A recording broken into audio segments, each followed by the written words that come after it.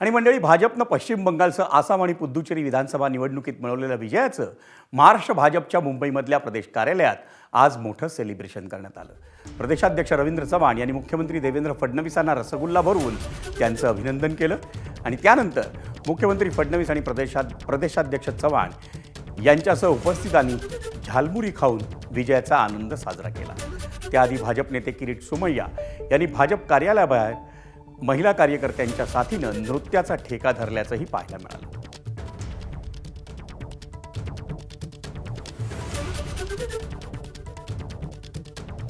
आजचा दिवस आपल्या सर्वांकरता एक अतिशय ऐतिहासिक दिवस आहे.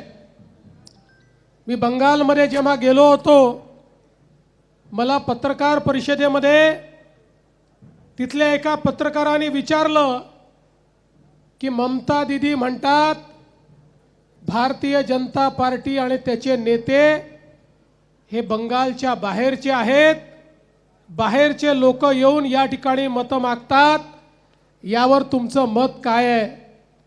मी त्यांना सांगितलं, आमच्या भारतीय जनता पार्टीची निर्मिती ज्यांनी केली ते श्यामा प्रसाद मुखर्जी हेच बंगालचे होते. त्यामुळे खरा बंगालचा पक्ष जर कुठला असेल तर तो भारतीय जनता पक्ष आहे.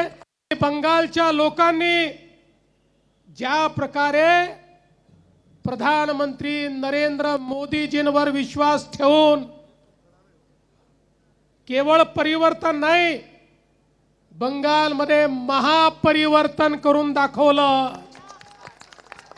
परिवर्तन नाही, महापरिवर्तन. एबीपी माझा, उघडा डोळे बघा नीट.